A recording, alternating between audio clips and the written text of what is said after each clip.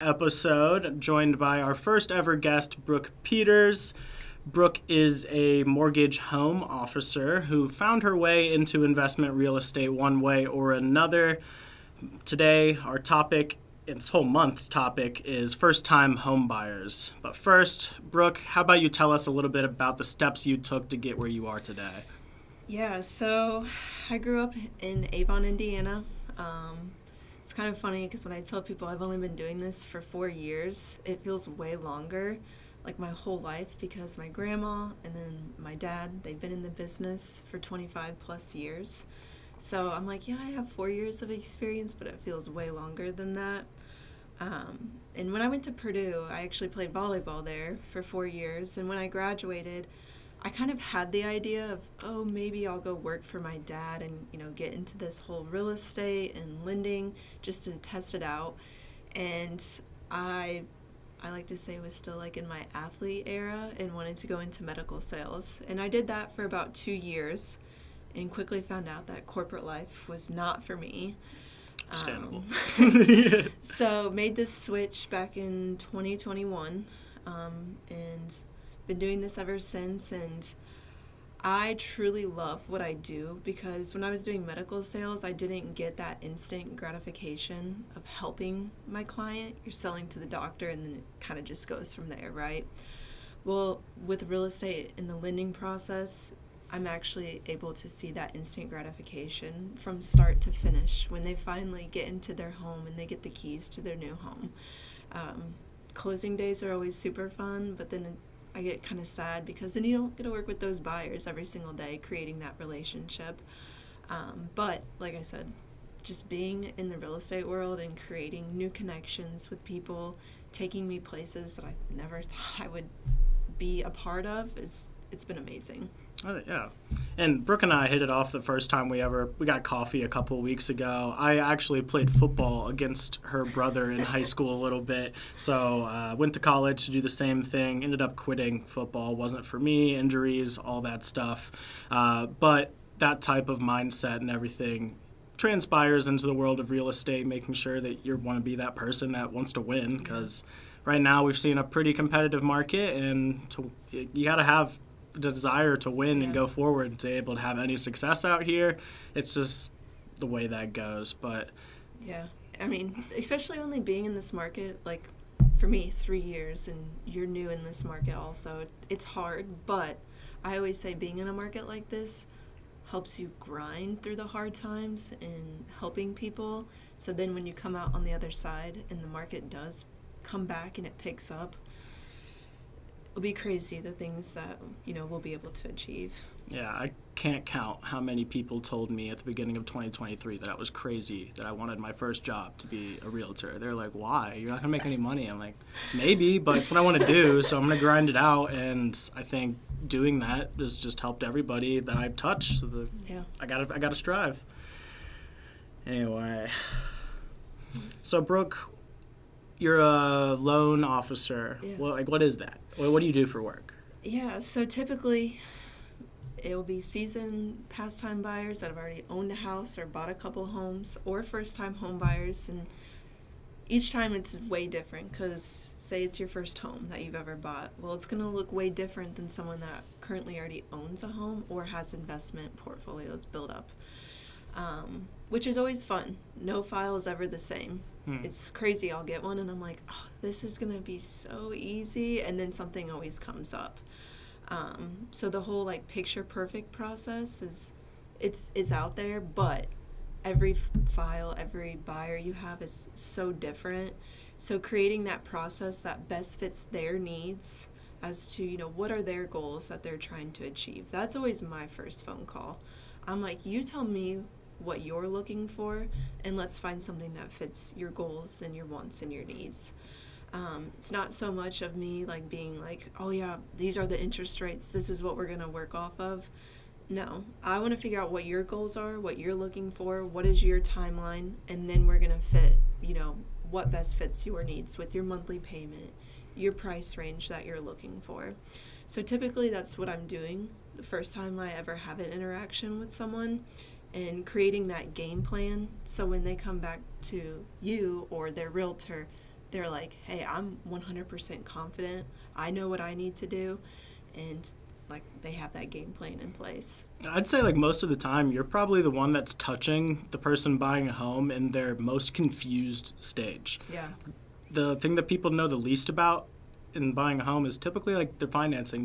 They know what the price tag is on the home, but figuring out what interest rates are, what monthly payments are, like what even is interest, how does it get paid off, and things like that. But something that you guys have done to help that is creating that app. I got to work with that, and I saw the benefit that it had and gave to a first-time home buyer. It really like drew out the process of how that app or how the process works. Yeah. Do you want to talk about the app a little? Yeah, so just with our company, we have a really amazing app, honestly. I would say it's top of the line from start to finish. Throughout that, you're able to work within your portal, uploading your documents that we need. Also, your realtor is in that process. You're able to run payments. So say, Julia sends me someone and you guys are looking at homes and they're like, this is a little bit higher than what I was thinking, but let's run a payment. And you're able to calculate that payment at the house when you're looking. And also that app, start to finish under contract, it's telling you where your file is the whole entire time. Now, a first-time home buyer, they're probably like, okay, what is underwriting? Mm-hmm. And it sends out a video and explains 1 minute, and it really just breaks it down, and it's super easy to follow, and puts it in terms of someone that has no idea what underwriting is. It's not using any fancy words or anything. And a lot of times when people, actually get to watch that video and listen to it, they're like, oh, okay, this is where my file is. This is what's going on. And it gives them a peace of mind having that extra set of communication channeling through their app as to where their file is. Yeah, you're so right about that. The client that I brought to Brooke is a first-time home buyer that I know from high school, and he's a guy that's super educated on real estate and still talks about the benefits that the app is able to give him in his process. I'm actually going to have him on in 2 weeks to talk about. It'll be interesting to get a first-time home buyer's perspective about first-time home buying. So that'll be cool. That'll be really cool. Another thing that I found really interesting and beneficial that you were able to do for your clients is finding ways around the 2-year income verification or qualification. You said you were able to use transcripts to do that. Yeah, so a lot of first-time homebuyers they're under the assumption, okay, I just graduated, I'm in my first job, I have some money saved up, or they're getting a gift from parents, let's say, for their down payment, and they're like, I don't have 2-year work history. Well, that's completely fine. If you were in college, we'll pull your transcripts. They deem that as you actively being in school, getting your degree as to help you to get a job.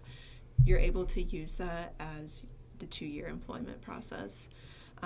It's a hack, honestly. I mean, it's a benefit, especially if someone, say they're 3 months into work and they're like, you know what?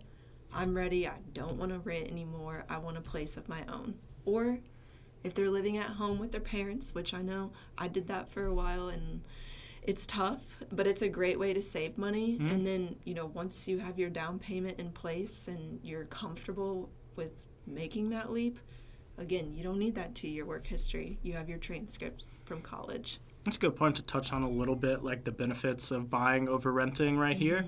If you are renting, there's nothing wrong with that whatsoever. I'm renting right now, but my aspiration and it's my belief, especially because I'm a realtor, maybe a little biased, is everybody's goal should be to buy a home. Yeah. It doesn't work for everybody always, but the added benefits, you get tax benefits from buying a home. Your payment's probably over the long run going to be less. You're building equity as you do so, and it's a house. It's the greatest asset you can have. After you're done living there, you just go stick somebody else. I'm telling that to my parents right now. You've got this house. So they bought it, in 2014 for $190 in Zionsville, which is crazy. It's cheap for Zionsville, and it's worth $370 now. And they've taken out some equity lines here and there to make improvements on the house, but their monthly payment's now $1,100 in an area where the rent's $2,400. Yeah. No-brainer, in my opinion, is you go buy another house and you rent out that one. But no, I mean, that's definitely a huge selling point that I do always tell first-time home buyers is typically your first home that you buy. is not your forever home. I always tell first-time homebuyers when we meet, let's be realistic. I'm like, we need a definite need and want list. And I'm sure you do this with them also. But your first home, typically you're there 3-5 years max, right? So you're not going to get everything that you want. And I feel like when buyers start to break that down of, okay, you know what? This isn't my forever home, but I'm essentially paying myself each month when I'm paying my mortgage. I'm building equity, so in 5 years, say they do sell their home, well, they have a huge chunk of change that they're going to get. In 5 years, you should have well over, if the market keeps going like it is, say $100,000.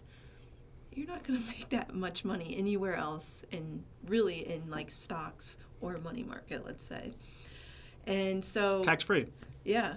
And what that does for you also is, like I said, you have a huge chunk of change where now you might have a better job, that you're making more money, and you have $100,000 to put down. Now let's be more realistic and say, yeah, let's look for your forever home now. Or a big topic I always bring up with first-time home buyers is, hey, buy a house that you know is going to rent out in the future, let's say.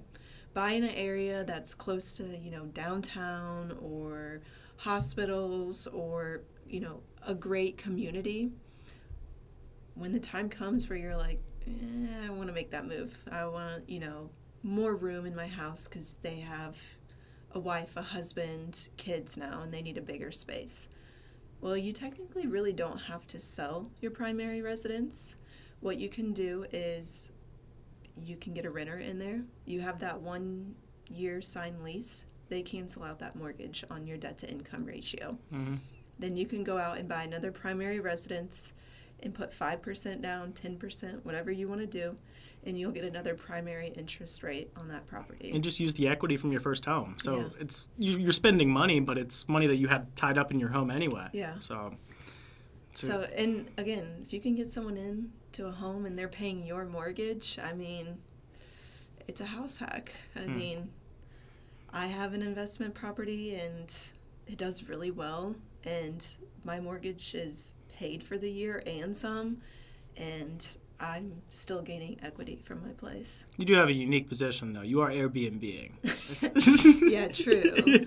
But, I mean, again, there's many routes you can go. You can go Airbnb. You can go long-term. You can go short-term. You kind of have to figure out what your niche is. Like, for me, I'm like, I want to be able to go into my house, like, say someone's there for a week and see it. You have a long-term leaser in there, I'm like, I don't know what they're doing. Yeah. So, again, it's all in what you want and best fits your needs. Long-term renters is really nice because you don't have to, clean after they leave every single time. It's kind of more maintenance on them. As where the short-term, you're definitely grinding a little bit more, but you get a bigger bang for your buck. So.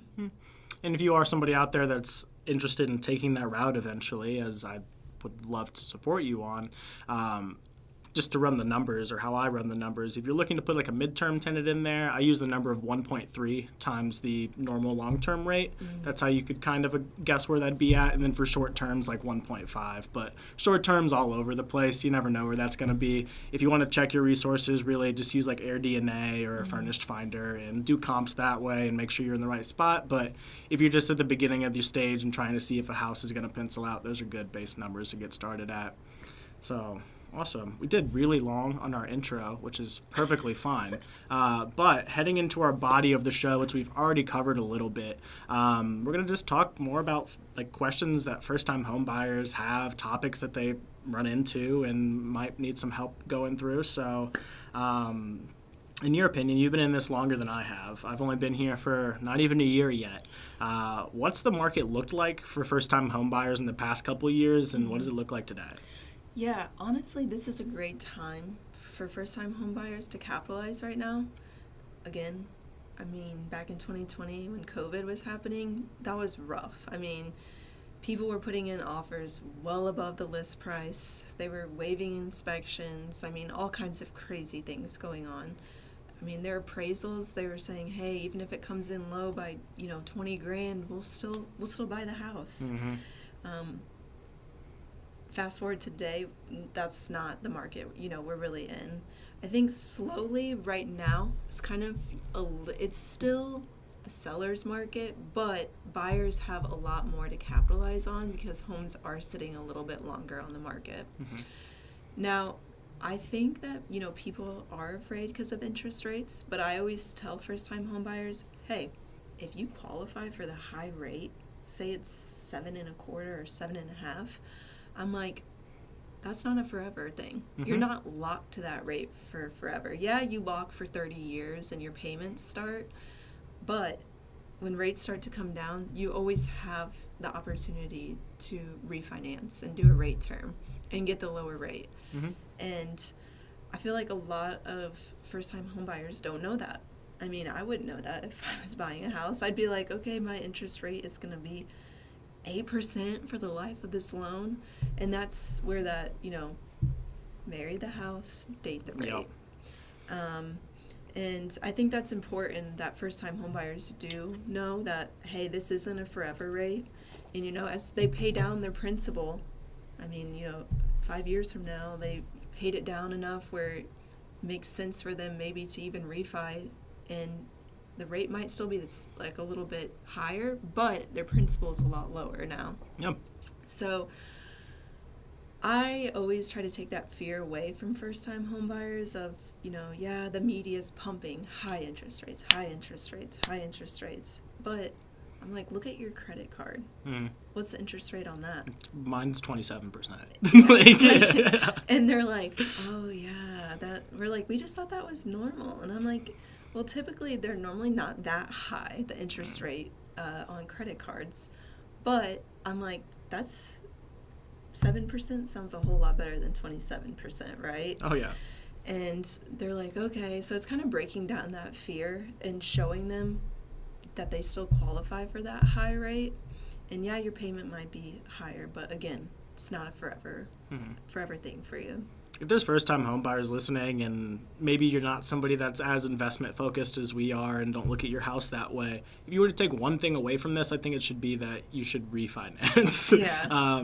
Because you pay 8% over 30 years, you didn't know you could refinance, you're losing out on tens of thousands of dollars. Yeah.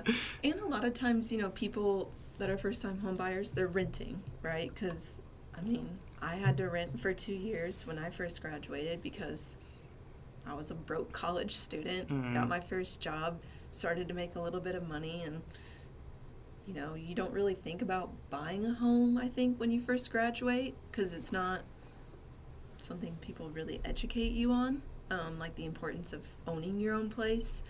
So for me, I had to, and a lot of first-time home buyers have to, and that's totally fine, but don't make it a forever thing. Don't get in that trap of, yeah, it's way cheaper and easier just to rent because I don't have to take care of anything. Mm-hmm. And I'm like, yeah, but that payment you're making every month is 100% interest rate because you're never going to see any return on that money. Mm-hmm. And I feel like laying that out and showing them, hey, that money's gone. Like for me, that 2 years I rented, I'll never see that money again. And probably like $40,000. Yeah, and I spent a lot of money. And now looking back, I'm like, man, I should have lived with my parents a little bit longer and not rented. And I kind of, you get in that, for me, mindset of, I wish I would have, taken the step earlier and known what it could have done for my future. Mm-hmm. And it's never too late either. I see first-time homebuyers all the time that are 30 and 40 years old that, they just never had the opportunity to buy a house. And that's okay. Hey, even if you start when you're 30 or 40, you're at least taking a step to help invest back into yourself for your future. Yeah, and if you do it the right way, that house that you first bought, it's a rental and paid off by the time you're unfortunately gone, and now your family is able to reap those benefits. Yep. Like buying a home is the best way to create generational wealth. It really is. And I skipped over at the beginning how I got into real estate, and like that's a big part of it for me was like realizing and understanding the generational wealth aspect. I was working on an urban farm at Butler, and I loved it. Don't get me wrong. My favorite thing is urban farming. I think it is the coolest, most socially cool thing to do. But like I couldn't do it anymore. My body was like, I was already beat up from football. I was already beat up. You're like getting out of bed and you're like, I'm back. I really was. I had to take 2 weeks off from work because I couldn't like go plant stuff. But that's when I started listening to Bigger Pockets and started to get introduced to that world and wealth building and how it's beneficial for your family generations from now. And like, let's give a stab at that. And like my goal and why I got into real estate as well, I still love this urban farming aspect, and that's real estate. Like, you got to grow food on pieces of land. So my end goal is to be big in that space. I have a whole plan and vision on how I'd like to plant trees around the city and get that going. Yeah. But that's a story for a couple of years from now. Anyway, this is a good time to hop into thoughts on affordability. Yeah. And a lot of times when affordability, it's more of let's break your whole background down. And a lot of people are nervous when they first call and they're like, I think I'm ready. I don't know what I can afford. I know I want my payment to be in this range, possibly, maybe, but maybe that's too high. And that's when I tell people, okay, that's fine. It sounds like, you're a little bit lost as to, what your financial background is going to be able to support you when you start your journey of finding a home. I'm like, that's totally fine, because I'd be the same way. I'd have no idea what I could go out and afford. So that's where that next phone call, when I kind of figure out, their goals and their dreams of what they're looking for, that next phone call after they've made application and I've gone through their income and their credit and the current debts that they have, that's when I sit down and I'm like, hey, here's the max that you can go up to. I wouldn't say let's do your max, right? But let's find something in the middle between your max and maybe like the lower end of your budget that's going to fit your needs. Mm-hmm. I feel like that's huge because I would hate to put someone into a home where at first they're like, yes, this is amazing. I love this. Payments are a little bit high. And then they have buyer's remorse after of, what did I just do? I can't make these payments. So we're going to find something that best fits your needs that you're comfortable with. Mm-hmm. And I think that's so important because when you show those numbers up front, again, that makes you 10 times more confident when you're going to look at homes. Yeah. And regardless of if you look at it as an investment or not, like purchasing a property, things could go wrong. Yeah. The roof could start leaking 6 days after you get in the property. Exactly. And that's just risk tolerance. You got to take that into consideration when you're buying a home, and don't go maxed out because something will go wrong. It will. You don't want to be house broke. No. That's not fun. And, that's where you kind of come in, and that's where I was talking about what's your needs and what's your wants. And then once you kind of set up that search, with your realtor and you're figuring out of, okay, like maybe I really, really, really need a fenced-in backyard because I have dogs. Mm-hmm. But I don't necessarily need to have a garage, let's say. So it's kind of breaking those down and putting, top to bottom of, what's most important for you. If it's location, then hey, you're like, I want to be in Westfield. Mm-hmm. That's where I want to be. It's close to work. Then you work off of that. And I think, back to what you said, affordability, it's finding what you're most comfortable with and fits your needs. Again, being house broke is not fun, and I think once you see those numbers and you see, okay, maybe this is a price range, maybe it was a little bit higher, the monthly payment, but I can do it and I'm still going to be able to save money. Yep. And there's a couple of things that you're able to do with help with affordability as well, mm-hmm. especially if somebody's in or around that median income. Yeah. You've got that grant of, was it $4,000 that you're able to help out with? Yeah, so this is an amazing program. So say you're looking for a home in Marion County and you're a first-time home buyer. The income limit is $77,000 and below. So if you make below that, they deem you as a first-time home buyer, and the benefits of that being for the grant money, let's say you look at a home for $200,000. Well, since you're a first-time home buyer, you only have to put down 3%. So 3% of $200,000, that's $6,000. Well, our company gives out grant money that you don't ever have to pay back. You don't have to go through a long process of getting approved. As long as you fit under those income limits, the money is yours. So what's that do for you? Well, now your down payment's only $2,000. And then let's say roughly your closing costs are $6,000-7,000. So your all-in cost to buy that home is only $9,000. I mean, that's truly amazing. Yep. I mean, that makes the opportunity for first-time homebuyers, I mean, it's like almost not impossible to find something, right? Mm. The possibility is out there, and I think, going back to what you were saying, I think that people read and have this fear of, oh, I need to have a huge down payment. I have to make 6 figures. And taking that fear away is huge, and letting them know this is totally doable. Mm-hmm. I mean, just because you don't make $100,000 right now doesn't mean you can't buy a house. Mm-hmm.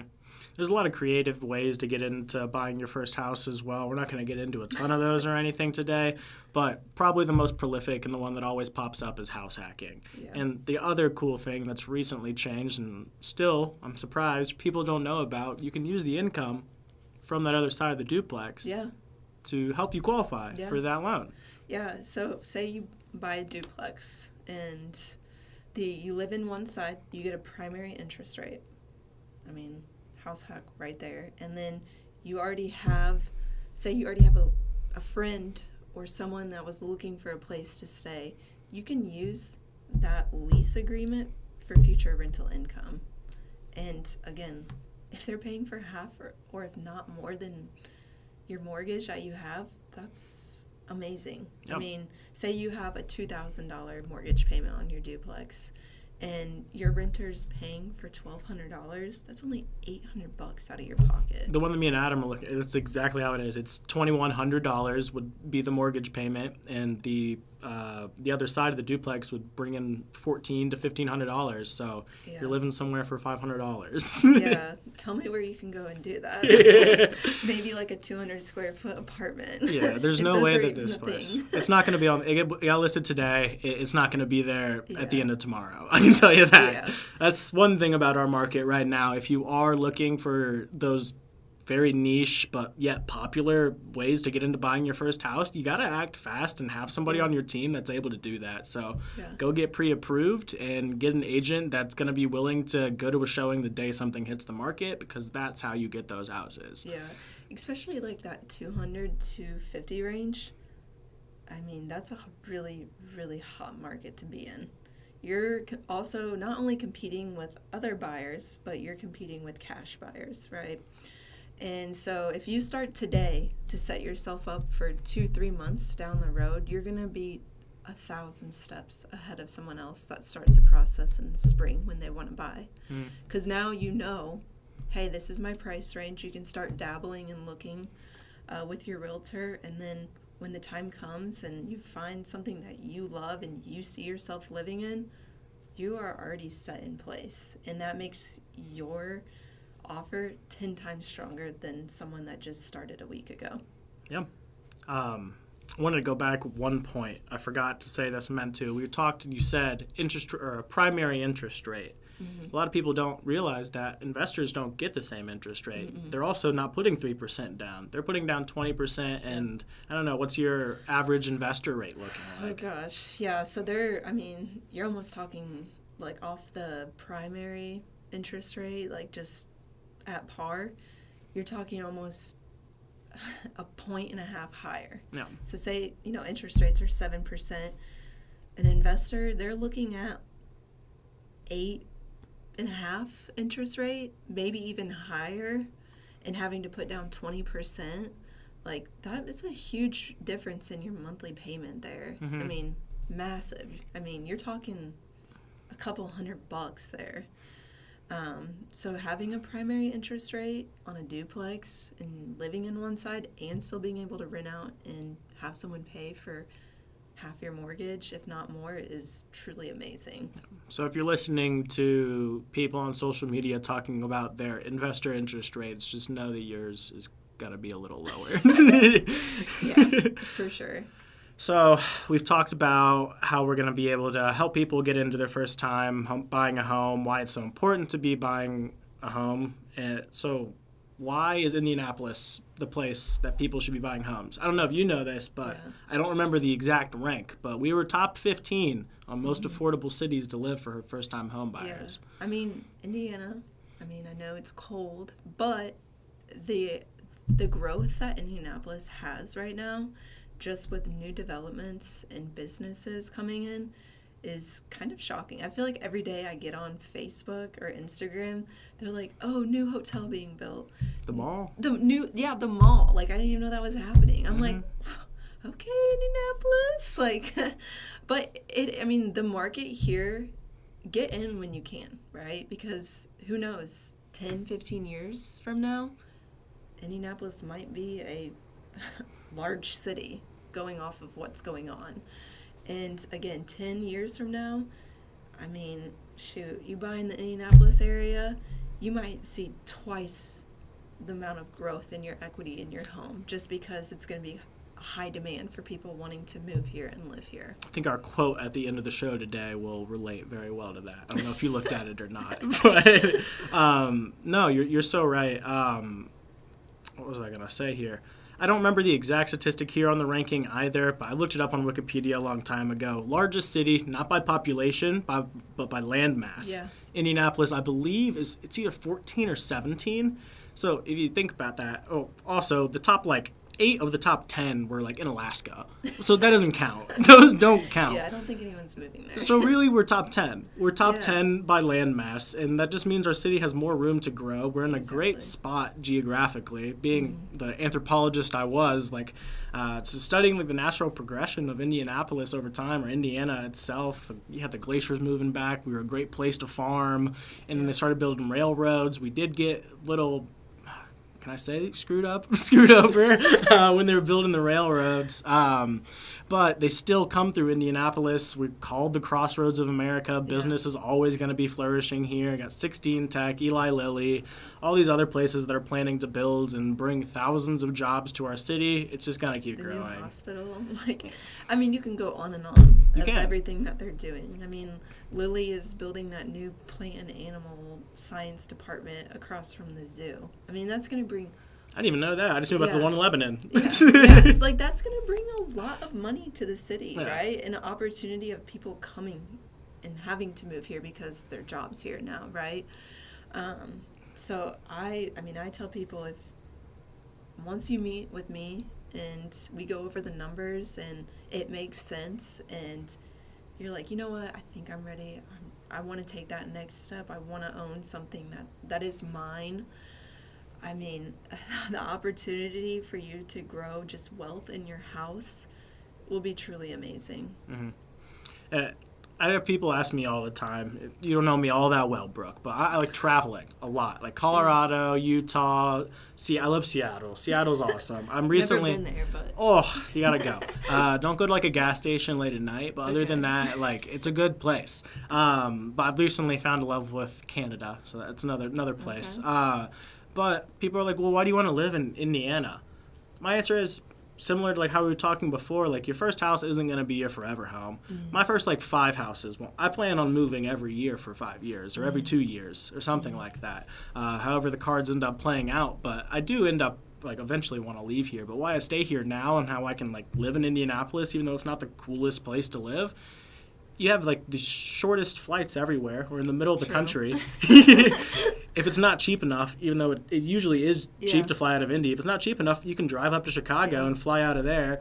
I personally drive most of the time. I drive out to Colorado. It's people call me crazy saying the 16-hour drive is a day trip. but I cry over 4-hour drive. I'm like, no. You're close enough to everything. If you're really into skiing and you can't make it out to Colorado, you can go to Michigan, you can go to Wisconsin, and I think that traveling is the best way to get cultured. So if you live in a state that doesn't have everything, you get to go to other states and experience how it is to live there. And I love that about Indianapolis. Well, it's funny because I was listening to some sports, it might have been the Pacers the other day when I was watching their game and listening to the broadcasters, and they were like, yeah, Indianapolis is amazing. Like, what they can put on for, like, hosting conventions and sporting events. It's one of the largest convention centers. Yeah, they're like, it's truly amazing. I mean, again, I played club volleyball for 10 years growing up. And we would have a qualifier at the convention center downtown. And you walk in, and there's, like, almost 200, 300 volleyball courts. And I remember being 12, being like, we're in Indy? Like, Indy has this big of a convention center? Like, it was like, whoa, okay, maybe Indy's a little cool. But it is true. Like, we are a great host city for any event. I mean, look at it. Look at, the Big Ten. They play here all the time because Lucas Oil. Championships here every year. Yeah.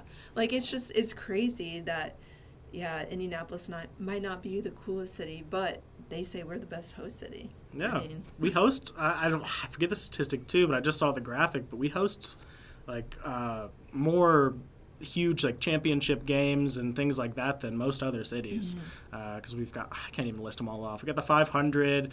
We got Big Ten championships for almost every sport. I'm pretty sure like the Olympic trials, like for swimming. Yeah, IUPUI. Yeah. It is the largest collegiate swimming pool. Not the pool, because they're all Olympic size. Yeah. But, like, the area around it. It's pretty nice there. So there's everything and anything you want to do in Indianapolis right here where we already live. We talked about Indy. We talked about the process. I do want to, like, go back to that, though, like, step by step. It doesn't have to be in detail or anything. What's your typical, like, story arc of your clients from their home buying process? Where do they get the inspiration to purchase a home, and what makes them pull the trigger to finally do it? Well, kind of just going back, like, figuring out what their goals are. What are you looking for? What are you going to be happy and proud of owning, right? So that's typically first step. Then after that, they'll make application. Once we kind of break down payments, their financial backgrounds, that's when the pre-approval is sent out. And then we go over the cost to close worksheets and break down everything. The down payment, the closing costs from, title charges, from our charges, just actually processing your loan, and then your charges for your taxes and your homeowner's insurance. So there's nothing on that paper is hiding anything. I mean, you will see every single charge on there, and then it breaks down your payment with your principal, your interest, your taxes, insurance, and if you have mortgage insurance. And I think once you see it and you go over it, it gets people excited because they're like, okay, I can do this. Like, I know I'm confident now. I've seen the numbers. I'm happy. Like, let's do it. So then when you get that excited feeling of, okay, I can do this, and they come back to you and they start looking at homes, I think that's when they realize, okay, this is what I want. I want something of my own that I can decorate it however I want, paint it however I want. If you want your dogs running around doing whatever in your house, it's yours. You can, it's literally, you can do whatever you want. So then once they get under contract, that's kind of when the whole loan process starts. Typically, it's 30 days from start to finish. During that time, you're going through the process of setting up your loan, us actually locking your interest rate, getting your appraisal done. Appraisal is simply just they're going out to make sure the home's livable and checking to see if the value is there. Your inspection and appraisal are two complete different things. Your inspection is solely checking the bones of the house to make sure that there is no issues. I always tell everyone, and I'm sure you do too, get the most expensive inspection. Yeah, it's gonna scare the shit out of you. Yes. Yeah, no, because they like if you get the best one, I'm not kidding, they catch everything. Yep. And I always tell people, I'm like, okay, you spend $150 more. You're probably going to be pretty happy when they catch something, maybe with like the sewer pipes that maybe would have cost you $8,000 a year from now. you're going to be really happy you paid that extra $150. So, and people are like, oh, yeah, I want to spend that extra $150 so I don't get caught with my pants down and have to drop all kinds of money to fix something in my house. So I always say, even if it's a new build, I'm like, get an inspection. New builds aren't always perfect either. So, and then just submitting your file to underwriting. Basically, that's where it's an outside perspective coming into the file to make sure they are a qualified buyer for the home. Then after that, they either come back and say this person is approved, or they're like, no. But typically, once you have your pre-approval, you're a strong buyer, right? Now, things do happen, but once you get that approval back, there's a few conditions typically that they might call from you to explain your financial background or your job history. But after that, and you get that approval, I mean, next step is clear to close. After you get that clear to close, that's when you send over all your money to the title company. You go to the closing table, and the house is yours. I mean, that's pretty much the side that where I'm not really going into detail, but it's really that simple, though. Yeah. It's not a hard, long process, especially if you have people like us behind you, backing you up, taking you through every step and explaining. It feels like, oh, this is easy. I mean, I've had a lot of first-time homebuyers be like, okay, I was really nervous and thought this was going to be like a huge stressor in my life. And they're like, you made this so easy on me. And I feel like it's finding that lender or that realtor that best fits, your needs and your personality. And that's going to basically hold your hand through the process and make your life easier. So the only thing you have to worry about is moving all your stuff into the house. Exactly. I always tell people, like, 'cause there's always people out there that don't know why they need a realtor. One of my clients, we've been looking for a long time, but he was always very anti-realtor. But then every couple weeks, because we go look at houses all the time, that's just part of the game sometimes. It is what it is. But every time he's like, oh, man, I'm so glad I ended up, like, using a realtor. Like, I don't know how I could do all this, like, with my busy schedule and, like, booking. Like, It seems so simple to, like, I just book showings and I look up stuff about the house. It's like, but no, it's not. I tell people, like, I do something that people usually do 2 or 3 times in their lifetime, and I do it every single day. Yeah. So I give myself the reps, and that's how you become a professional at it. And I'm still new to it, and I've got plenty to learn. But putting yourself in that position to help people do such a momentous part of their life, it's kind of where I wanted to be. No, realtors are huge. I mean, I work in the real estate world, just lending point, I would have no idea where to even start on making a purchase agreement. I'd probably look at that and be like, I don't know what to do. Like, and again, like, you're walking them through the process of how to build that offer and make that purchase agreement and what makes sense and what doesn't make sense. Because sometimes sellers do have unrealistic price points that they're asking for, right? And so having a realtor, they're going to be able to battle and get that seller to come off of maybe a high price and come down to a more realistic price. Yeah. And for me, I would have no idea where to even negotiate with that. So I think that's why it's so important to have a realtor that is, the professional that knows how to do all of that for you. Yeah. And we talked earlier, like, it is a seller's market still a little bit, but a statistic that people don't look at all the time is the percent of list price received. I look at this every single week. Right now, it's about 97.5% of list price. So it's a seller's market. Yeah. But people are getting deals. Yeah.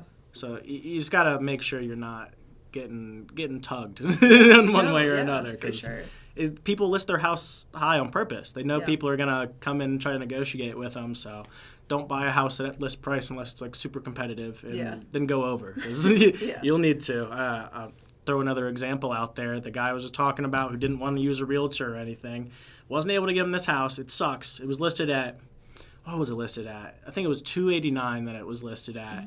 We ended up offering $316 with an escalation clause up to $326. They took a cash offer that was even higher than that. Jeez. And the ARV of this property was probably $450,000. It was in Broad Ripple, so really great house. And they're an owner-occupant that can usually pay a little bit more than an investor because they have a lower interest rate. They're going to be the one making the mortgage payments, so the risk isn't there. They're not going to get evicted. But people are buying houses that much higher over the ask price just because they want that house so bad. Yeah. So you never know. I don't even know if it was an investor that bought it, but somebody came in with a cash offer that they couldn't refuse. So this is how that goes. Yeah. Awesome. We talked a lot there. Let's go into like questions now that first-time home buyers typically have. We got a couple different categories. We got finance, home search and purchase, general questions. Came up with some bonus questions. Let's go ahead and answer. Let's do 5 or 6 of them. Which category do you want first? Oh, surprise me. All right. We'll go with finance since you're the loan person. Which one of these? I put a whole bunch on here so we can make sure we have a list and pick which ones out we want.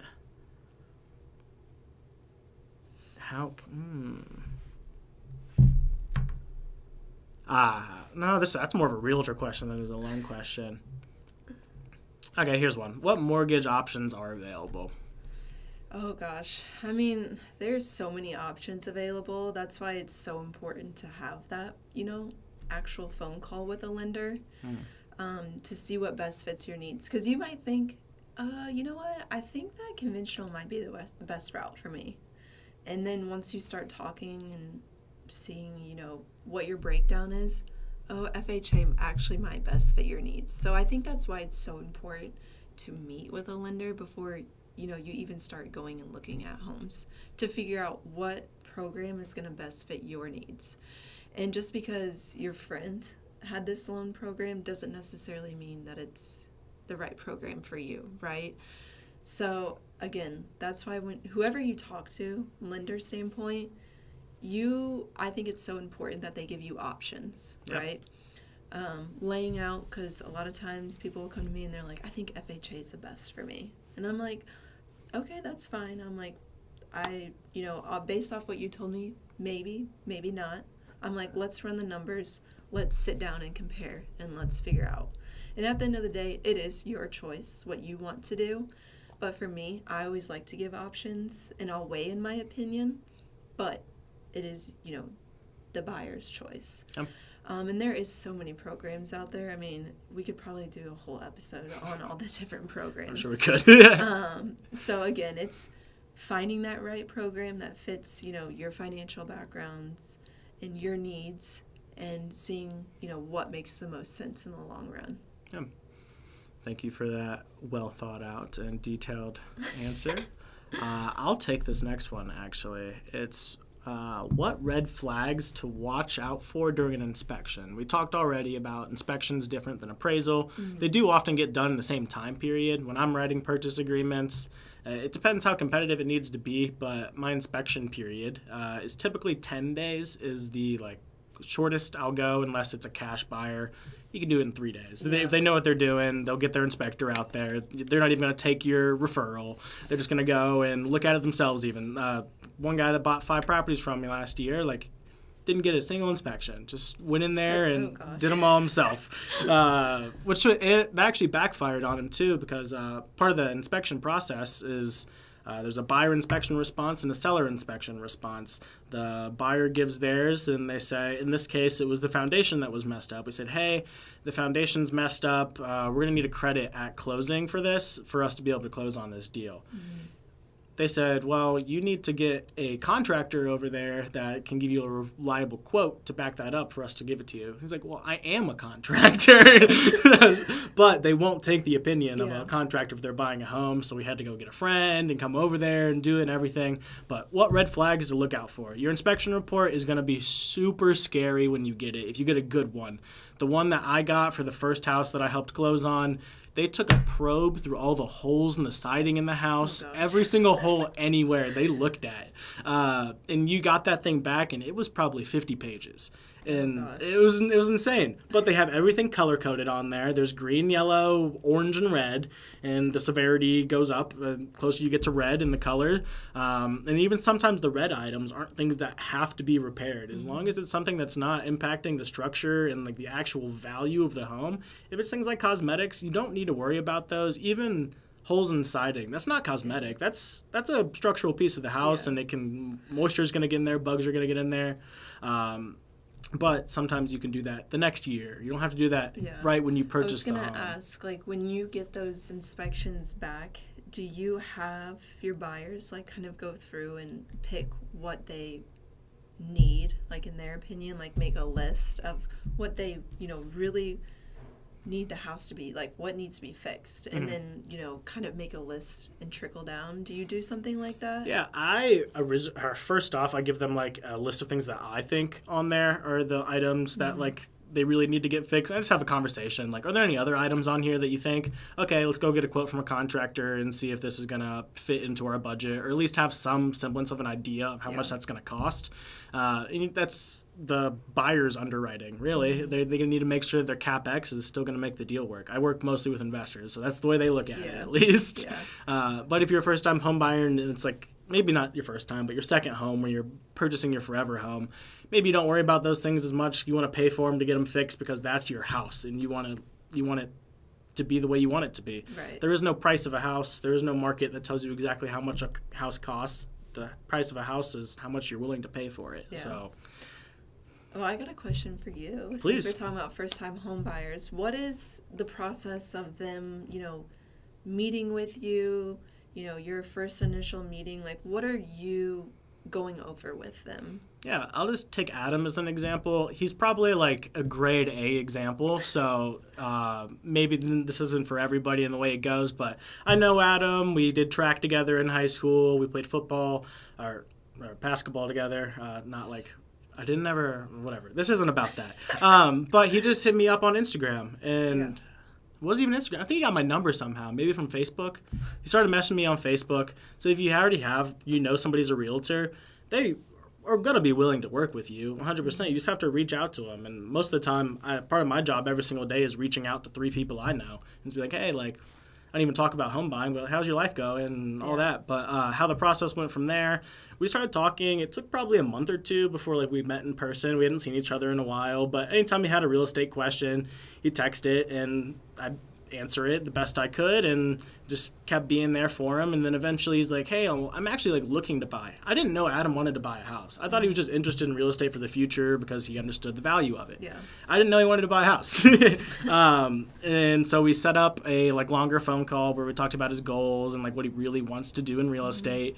And then about 2-3 weeks later, we met and got coffee, and like we looked over a couple houses. I showed him the process of what I do, and that's what we'll talk about here in a second. But now we're out here looking at houses, and I don't think we're going to find the one right now, but getting his feet in the doors, like we try to go to like 1 or 2 houses a week just to like get the gears turning on what would I do to this house? How would it like help me in the long term? You got to be willing to do that. I think the statistics, people don't buy a house until they've seen like 7. So might as well go see them as fast as you can and start to understand how like your brain processes all this information.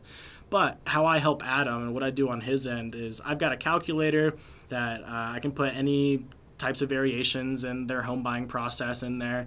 And I'm not a loan officer, so I can't like be the person that's like, hey, this is like financial advice. But it's like, hey, this is a template of how I would purchase a home. You're welcome to use this. This is how I think this is a good deal. Obviously, as an agent, you can't really... you can't say a lot of things that are like, I'm a professional in this. You have to refer out to other people to be diligent in how the process works. You need to make sure all the right people are being contacted. But we use that to make sure we even want to go to the house. Because he'll send me a house, and I'm running the numbers. What's the ARV on this house? How much is it going to appreciate? What's the appreciation like here? What's the rent going to be like? Are we going to be doing a midterm rental on it or a short-term rental? We always want to make sure that the numbers are going to work out as a long-term rental. Maybe it's like, I'm going to tell people, if it's like more than negative $100 a month, don't try to just make that up by making it a midterm. But if Yeah. it's negative 100, like, you're okay to, like, if you're comfortable with it, this is risk tolerance. If you're okay maybe having to throw away $100 a month, then let's look at the midterm, and you're probably going to make that money back. But nothing's guaranteed, obviously, in that space. But I also set them up on this app called Zenlist, where we have like a co-search together, and I send him properties, he sends me properties, and it saves everything on there. It's like, That's we've awesome. looked at these properties, it's got our notes on them, and if we're organized on there, it just helps us, like, hey, which properties did we go look at last month? Okay, which ones did we like the most? Okay, in that area is where we're like really targeting. We want a Okay. 2-bedroom house. Yeah. Oh, okay, that makes sense. So we just keep going off of that because it's just iteration after iteration is all the home buying process is. I've only had one occurrence where like I went to a house with somebody and they purchased the first house they saw. That does not I happen. feel like that's very rare. It doesn't happen. Yeah. It doesn't happen whatsoever. It's usually a conversation over months rather than weeks. If you need it to be weeks, it can be. Yeah. But probably the safest and most well thought out way to do it is to have that conversation over a while.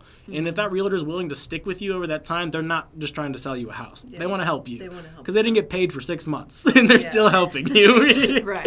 Like, Right. That's how that works in my opinion. No, I love that, you guys are communicating back and forth and sending homes and like taking notes because like you said, normally it's 4 months, 5 months till you find the one, right? And then it's nice to be able to go back and be like, oh yeah, I really like this house because I had 3 bedrooms and kind of like setting up your search that way. Yeah. Kind of refreshes your brain on Yeah. what you've seen. I'm trying to think of other things. I guess this isn't necessarily like working for them directly, but the way that we look at it at Roots is there's like automatic touch points that you have with your clients, and then there's like I forget the word that they use, but when you go out and like actually try to have that touch point with your client. An automatic touch point I do every day is the stream I do. Like that helps people. Like I'll have first time home buyers just hop on there and be like, hey, just like look at the market. Like look at how I talk about homes, and that'll help you be like that education piece because I can't have a 30-minute conversation with you every day. Yeah, There's just no way. right. But you can listen to me for Yeah, 30 minutes yeah, every day. no. So I've loved doing that so much. That's awesome. It's awesome. We just said the same thing. Oh, whatever. All right, and I find another question for you. Unless do you have another one? Not off the top of my head. I You're can good. look. Oh, this will feed into something I meant to say earlier. Got a question for you. Is now a good time to buy a house? This comes from our general bucket. Okay. I mean, right now is an amazing time. Yes, interest rates are still a little bit higher. Like we're in the 7s still. I mean, but come spring, I think we're going to see even more drops in the rate because we hit our high point of 8%, right? And it slowly started ticking back down. Now is an amazing time, especially if you're a first-time home buyer. I mean, you have the opportunity right now to, yes, take the higher interest rate, but when these rates start coming back down, you can always refi, right? Now, come springtime, when the market picks back up and you have the people that maybe have the 3% interest rates and the 4% interest rates, and let's just say, I'm predicting here, let's say the interest rates are high 5s, low 6s. Those people are going to start looking at those interest rates, and now, they have a bigger family, or their house is too big and they want to downsize. They're going to start looking at those interest rates and be like, you know what? 8 was way too high for me, but a high 5, 6, yeah, that's way more doable. I'll do that. So then you're going to see people, again, the market pick right back up, and it's going to be a tough market to find something when these interest rates do finally come back down to what's normal, right? Yep. So I tell people, I'm like, you can find something right now, start building that equity, yeah, make a couple payments at the higher interest rate, but then turn around and refi. I mean, you're saving money right there because that home that you're in now, yeah, you might have bought it for $250, but come 3 months from now, it might be like $260, $270. Mm-hmm. And that's going to make a big difference in, your down payment and your monthly payment. So I think, for me, I think right now is an amazing time to capitalize on that. Yeah. I wanted to bring this up because there's so many factors that I don't think people know about why right now is a good time. Yes, realtors always say right now is a good time to buy a house, but that's because there's people, when people ask about or talk about their investments, the best investment they have is always the one they bought 5 years ago. That's always how it is. So if you're having that conversation with yourself in 5 years, do you want to have a house or do you not want to have a house? But just talking about like the market and the cyclical nature, the seasonality that we have in it, right now interest rates are high. What do high interest rates do to the market about prices in homes? Yeah, I mean, so when they come higher, obviously it kind of slows down that market a little bit, right? I mean, we've seen that during 2020 when the interest rates were crazy low, you saw house prices just jump, right? People were like, oh my gosh, I bought this house 10 years ago for 140 and now my house is worth 240, 250. They're like, wow. Typically you don't see a huge jump like that in that price range, right? So when the interest rates start to go up, you see less of a demand of people, wanting to be out there actively in the market. They're like, I'll hold on to what I have. Now, when the interest rates start to come back down, it's like that teetering system, right? That's when you see the house prices start to go back up. So those people that are like, I'm going to wait 1 more year. I'm going to wait another year. They're missing out. They really are, because house prices are not coming down anytime soon. I mean, it's so different. You look at 2008 and there was too many houses on the market. They were literally tearing down homes. Now we're in the complete opposite market. There's not enough homes. I mean, there's some almost I want to say it was like a crazy number of 2 million homes that need to be built, right? For us to be normal. That's crazy. That impacts our affordability more than anything, really. Yeah, right? But so it's like, okay, if you take that 2 years and you're like, I'll just keep renting. Well, again, that house that you originally wanted to buy, it's going to be way more expensive. And yeah, the interest rates might be lower now, but your payment might be even higher because you're buying at a higher price point. Yeah. That's something I want to come back to in a second, but I want to continue on this vein, is construction loans. We'll come back to that. Just wanted to speak into the universe. But another thing that we don't think about, or I think about, but I ran this statistic in November. I wanted to see what the year-over-year average change in list price or sales price was from November to March. It's 5%. Jeez. From November to March. How much does the market grow a year? Less than 10%? I mean, that's typically what they predict, right? Yeah, so more than half of the appreciation that happens in homes happens in those 3 months or 4 months. That's crazy. So if you want to buy a house, buy towards November, and then by the time it's March, you've already gained 5% in the appreciation of your house. That's crazy. It also depends on what area you're purchasing. If you're going to be in the circle in B, C neighborhoods, your appreciation is going to be 3, maybe 4% if you're in the B neighborhood. But if you're in Broad Ripple or you're in Westfield or you're in Zionsville, your appreciation's Tyler, our team lead, told me this. I don't know where he got the statistic or anything, but the appreciation in Broad Ripple fluctuates a lot. It can be anywhere from 6 to 12% in a year. Jeez. So you get lucky and you get that 12% a year, you had a good year on the balance sheet. 6 is still really good, It's too, crazy, right? yeah. I mean... And those are higher priced homes, too. So 6% of $300,000 is a lot more than 3% of $2,000, or however much I said. Yeah. No, I mean, that's crazy. I mean, again, that's just... I read a lot just on the market and trends, and every trend that happens, always comes back, right? They're talking about the housing market right now with there not being enough homes and the demand out there. Well, I was reading something that this was the same thing back in 1980. And they hit their high point of the interest rates being at the complete max. I think those were 18 too. Yeah. It was way higher. And then they started coming back down, and then they saw the market just explode again. And seeing that comparison to now, I was like, wow, it really all is an ecosystem, right? It's always highs and lows, but it always comes back. And that's what I tell people. Investing in real estate is the best choice you can ever make because it always will be there. What does the U.S. economy run on? Real estate. If we didn't have real estate in the United States, we would be nothing. That's why wealthy people from other countries buy real estate and it's a vacant property. The appreciation is enough alone for them to be getting money. So it always comes back. I mean, again, the economy runs on real estate, and I think when people realize that and know that that's the quickest way for them to gain that income and power of wealth, I think that's when people are fine with taking higher interest rates and, again, their first home not being everything that they want. And they live there for 5 years and they build a crazy amount of equity.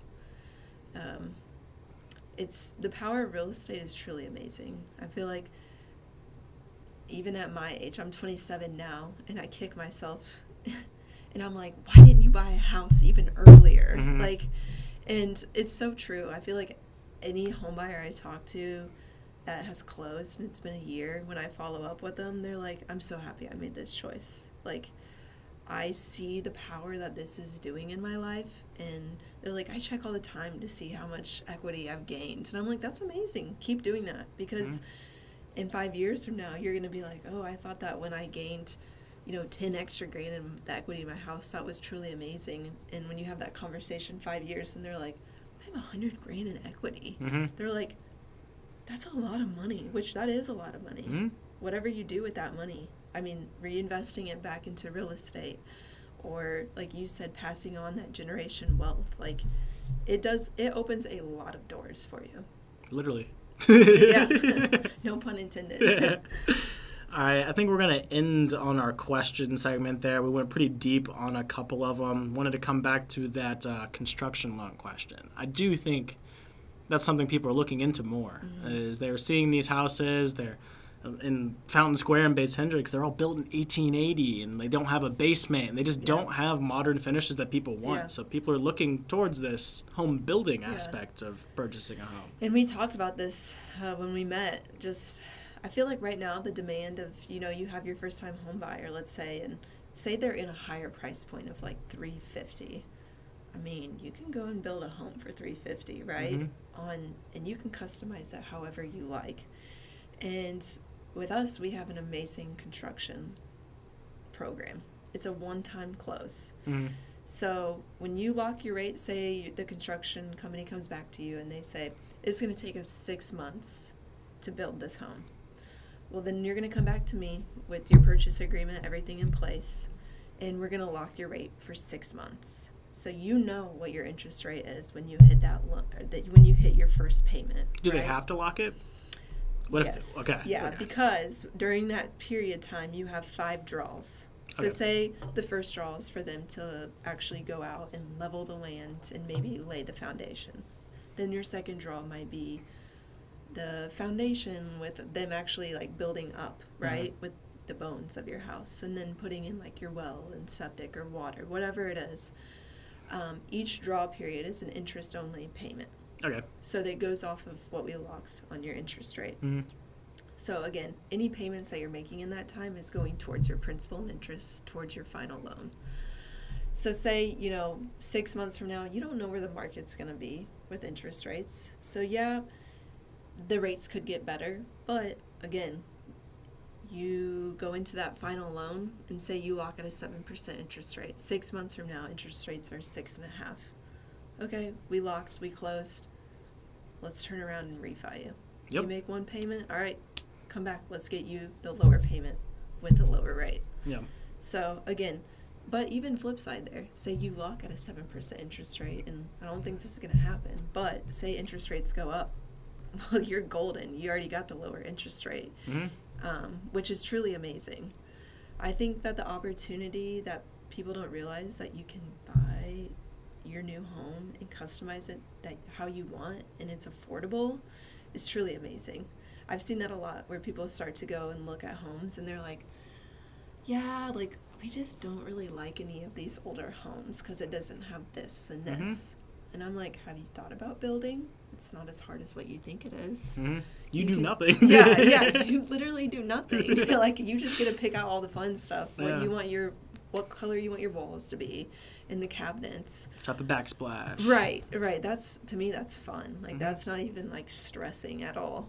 And, again, like, you know what your in rate is. It's a one-time close. And we do conventional, FHA, VA, and USDA loans on that. Interesting.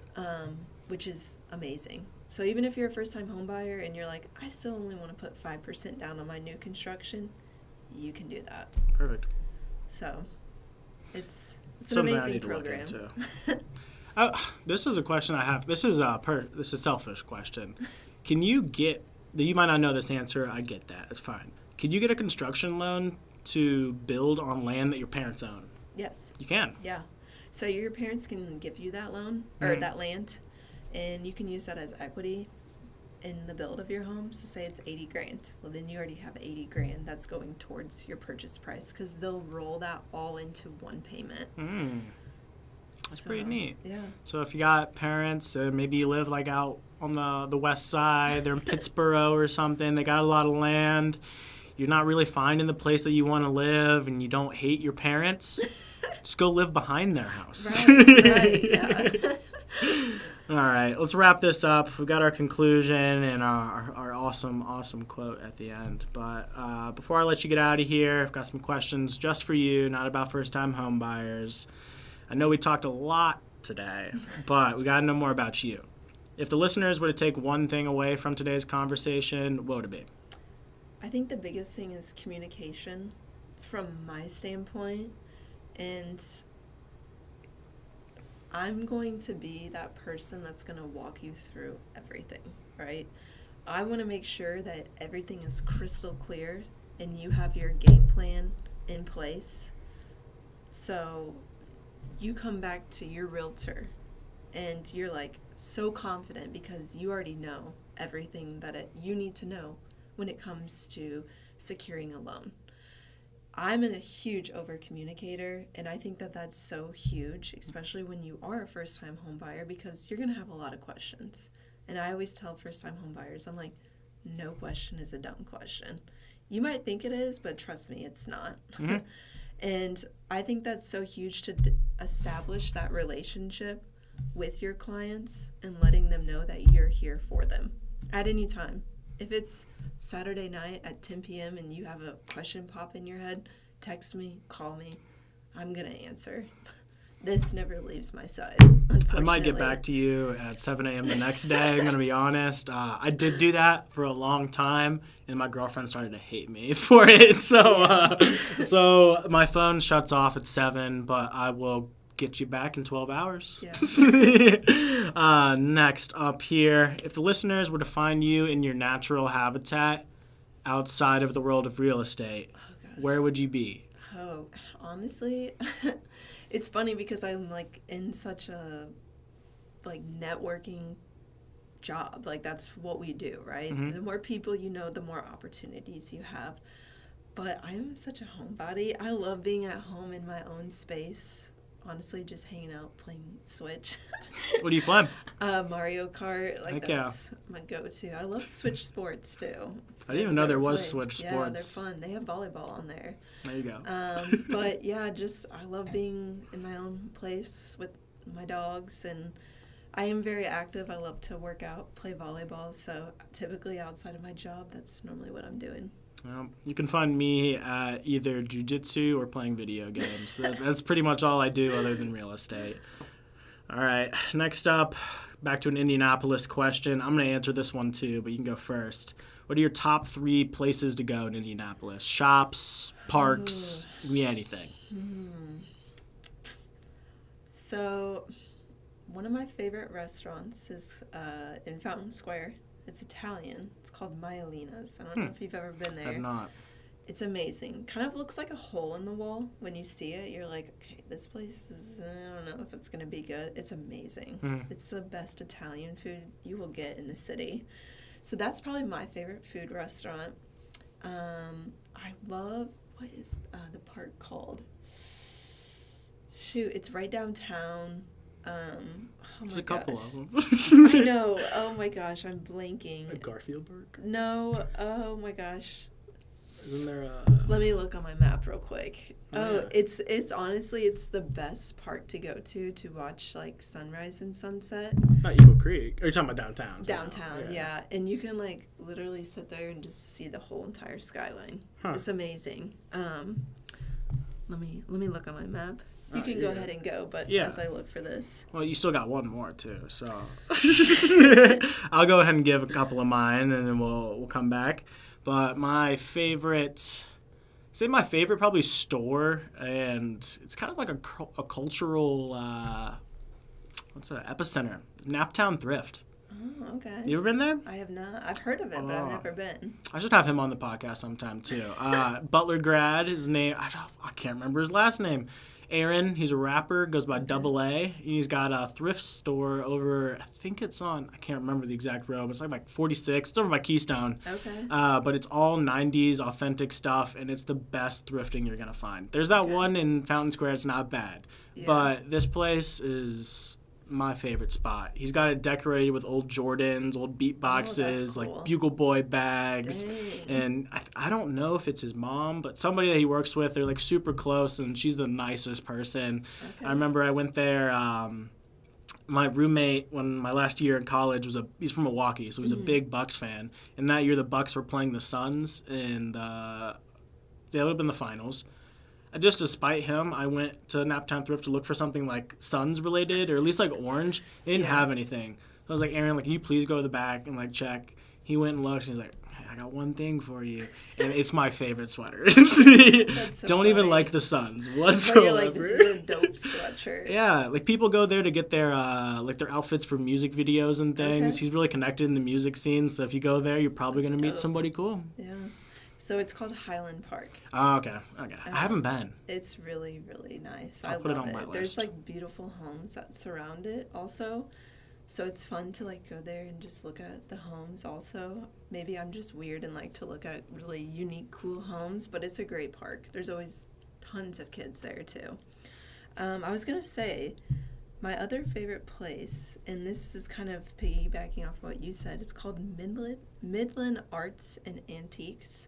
And it's a huge warehouse, and they have 2 levels, and it's just filled with anything you could possibly think of. I'd go there. I bought my side tables in my house from there, and it's like real wood. And like if I bought that online, it would be like a couple $100, right? Yeah. Anything real wood now.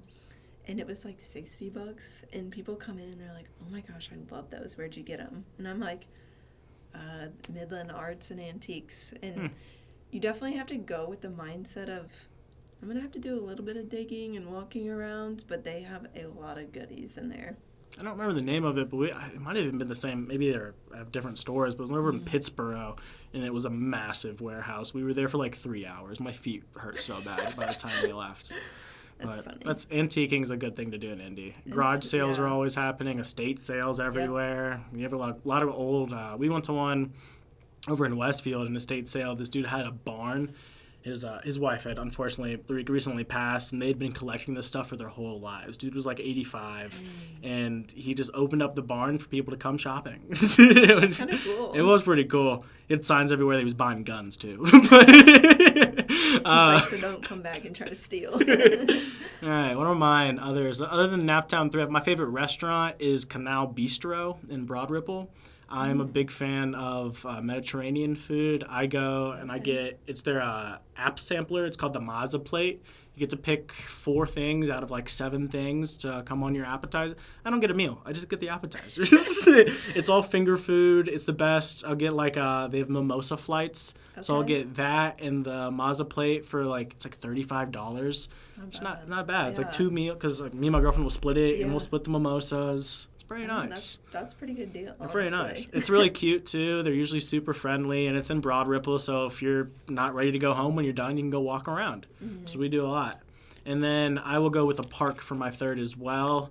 I'm gonna mention 2, but my favorite is Turkey Run. It's not in Indianapolis, but I'm willing to drive. Yep. So if you're willing to drive and want to see the most beautiful place in Indiana, it's Turkey Run. The drive is a little boring, but it gets windy at the end, and it starts to get a little cooler. And then once you get there, there's all these natural rock formations that you just would not expect to be in the middle of nowhere in Indiana. Number 2, honorable mention. It's a little harder to get to, in my opinion, and I don't think it's as cool, Brown County. But Brown County is massive, so you can't really run out of things to do. Yeah. It's really pretty. Exactly. It's super pretty then. My favorite time to go turkey run is actually in the winter. When it's snowy, there's nobody there. Yeah, Number one. I was like, I've never been there in the winter. Oh my! It's the nice snow because it's down in a gorge too, so it's kind of naturally insulated, so it's Okay. not cold. It's pretty never thought nice. about that. I like it. It's pretty cool. You'll have to Anyway, test it out. we answered our. Oh no! One more question for you. Oh gosh. Where can people find more of you? Where can they connect? Yeah, so I would say the easiest route is texting, calling me. Like I'm I not said. putting her phone number in the show notes. But connect with me on Facebook, Instagram. I'm always marketing on there, and I feel like it's a great way to kind of learn about me in my life and about like my family and friends. Shoot me a message on DM me, not in a weird way, but DM me, and we can connect that way. And I would love to answer any questions that you might have in kind of starting that relationship. Even if you're like, hey, I know I'm totally not ready, and probably in 2 years I'll be ready, totally fine. I am all for helping you get to that point. And even if you're in a point in your life right now where, you know, maybe your credit score isn't where you want it to be, or your income isn't where you want it to be, I'm going to help you set up a game plan to get you to that point. Mhm. So say your credit is not where you'd love it to be. Well, hey, meet with me. Let's go over what you have. Let's get it figured out so we can get your credit score where you are an ideal and good client to go out and start looking at homes. Mhm. You got to start somewhere. Nobody is ever perfect. So I feel like actively taking those steps to get there is amazing. So shoot me a message, reach out to me. I'd love to have a conversation and help you get your foot in the door of real estate. I just want to thank you so much for coming today. I know it's late on I don't even know what day of the week it is. It's been so busy. Is it Wednesday? It is. Okay. So we filmed this on a Wednesday. It'll be out on Sunday. Hopefully you're listening to it then. But Brooke has been such an amazing first guest. Couldn't have asked for any better. Next week, I'm going to have on a friend of mine, Adriana Burke. She's with D.R. Horton. I'm about to get all up in those listings. Oh, yeah. But this has been great. Got a quote to leave us with. If I did a little foreshadowing. If you could guess it, I don't know. I can't really prove that you guessed it, but here it is. Wish I could take it back to the beginning. I could have bought a place in Dumbo before it was Dumbo for like $2 million. That same building today is worth $25 million. Guess I'm feeling Dumbo. That's Jay-Z. Yeah. Great song. Can't say the name of the song, but it's a nice That's a great quote. nice thing to end honestly. on. Yeah, that is. You gotta buy now. That really capitalizes on pretty much everything we went over. Hmm.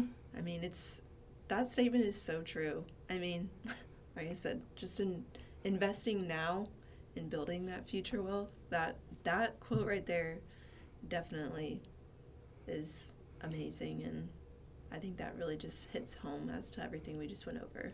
Anything you want to say with your time here? No, I'm so happy you had me on here, and if we can help one person make that step, I feel like that's winning, right? And don't be scared to take that step.